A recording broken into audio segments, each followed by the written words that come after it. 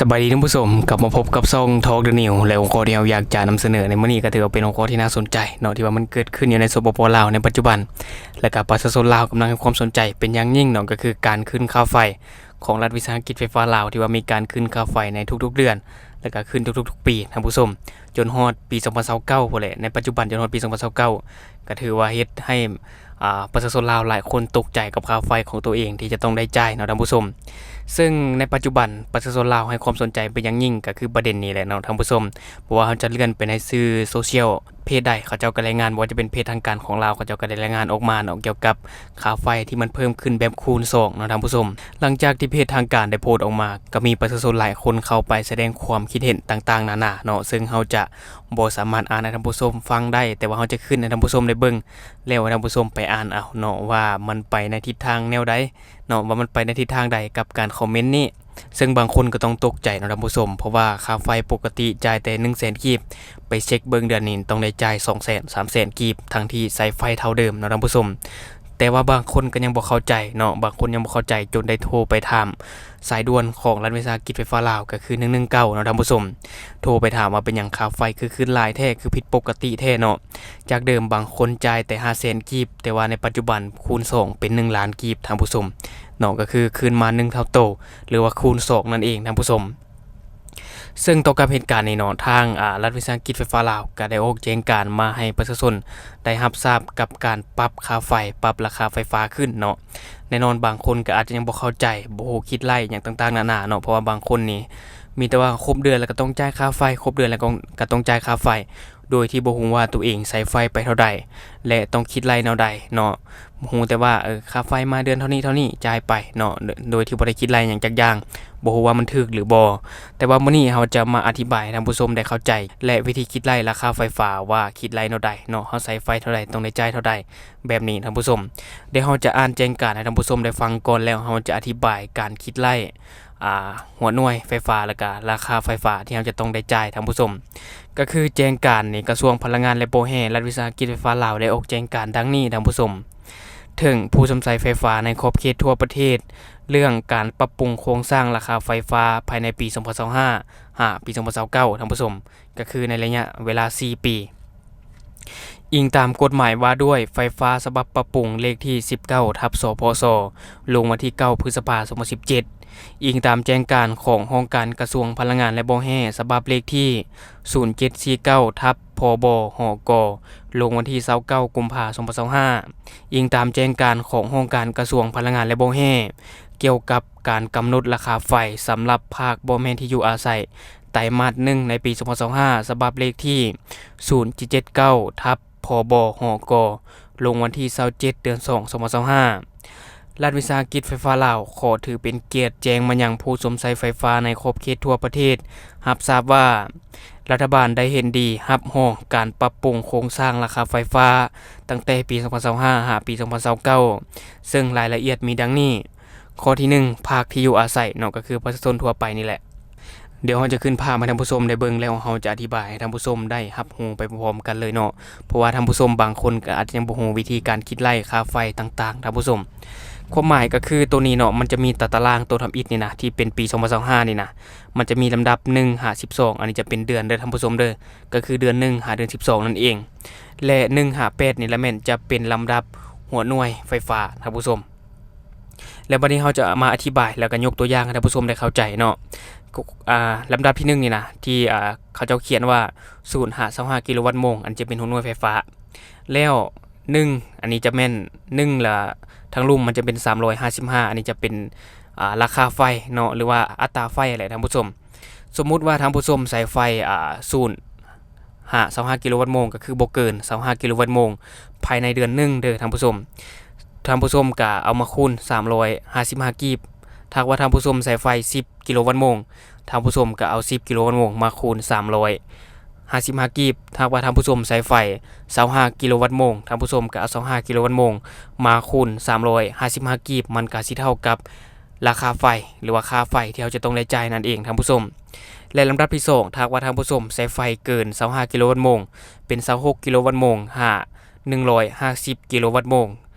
แล้วท่านผู้ชมก็จะต้องได้จ่ายอัตราไฟอยู่ที่422กีบท่านผู้ชมเข้าใจบ่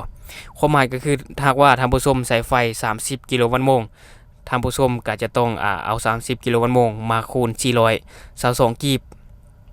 และถ้าว่าใช้ไฟ100กิโลวัตต์โมงก็เอา100กิโลวัตต์โมงมาคูณ422กีบคือเก่าท่านผู้ชมและก็ตามนั้นเลยถ้าว่าท่านผู้ชมใช้ไฟเกิน150กิโลวัตต์โมงเป็น151ก็คูณ815ก็ตามนั้นเลยเนาะถ้าว่าท่านผู้ชมใช้ไฟไปเท่าใดก็มาคูณอัตราไฟภายในเดือนนึงเนาะอันนี้จะเป็นภายในเดือนนึงเด้อท่านผู้ชม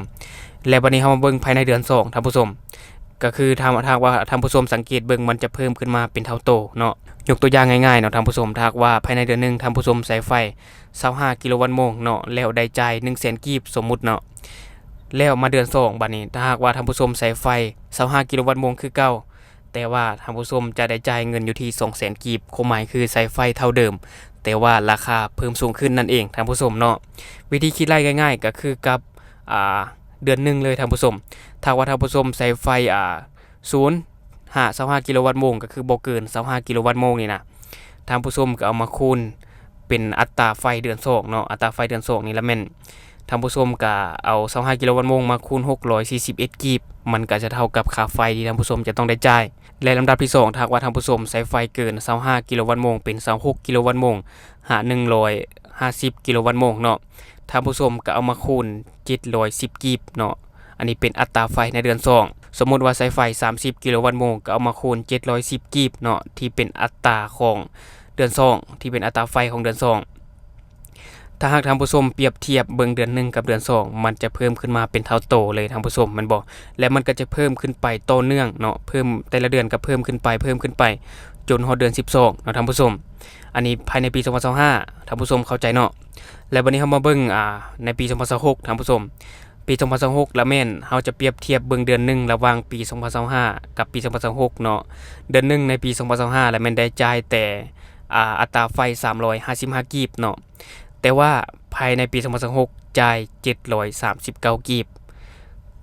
เข้าใจบ่อันนี้คือถ้าว่าท่านผู้ชมใช้ไฟเท่าเดิมเนาะแต่ว่าค่าไฟที่จะต้องได้จ่ายก็คือคูณ2ท่านผู้ชมเนาะหลังจากที่จะได้จ่าย100,000กีบก็ต้องได้จ่าย 200,000 ปลาย 300,000 แบบนี้ท่านผู้ชมเนาะถือว่าเพิ่มขึ้นมาอย่างต่อเนื่องและในการคิดไล่ในปี2026ก็คือในปี2025เลยท่านผู้ชมถ้าว่าท่านผู้ชมใช้ไฟบ่เกิน25กิโลวัตต์โมงก็เอามาคูณอัตราไฟเนาะอัตราไฟภายในเดือนนึงภายในปี2026นั่น739กีบสมมุติว่าใช้ไฟ10กิโลวัตต์โมงก็มาคูณ739กีบที่เป็นอัตราไฟภายในเดือนนึงแต่ถ้าว่าในกรณีใช้ไฟเกิน25กิโลวัตต์โมงเป็น26กิโลวัตต์โมง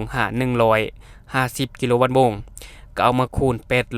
825กีบอันนี้เป็นอัตราไฟเดือนนึงในปี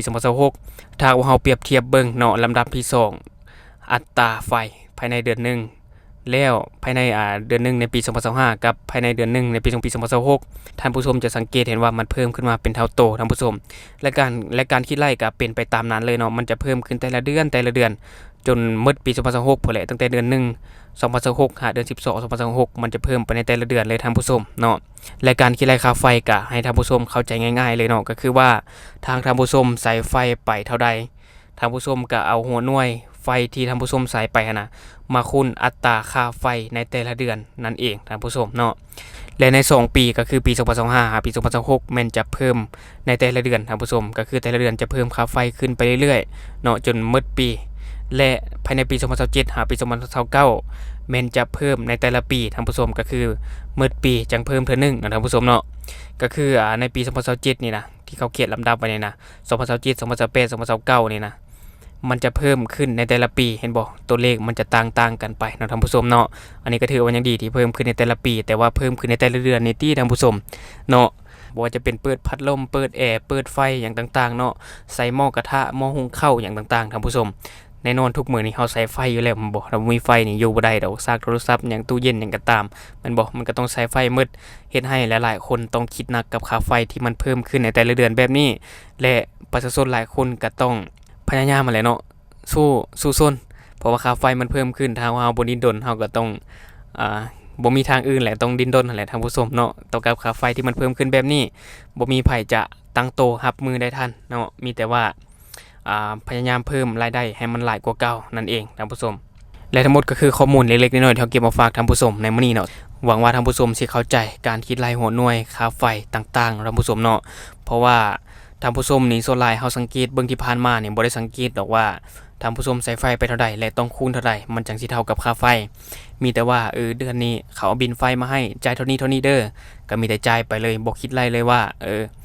มันถูกต้องแล้วบ่เนาะเฮาใช้ไฟไปเท่านี้บ่มาคูณออกเท่านี้แท้บ่เนาะ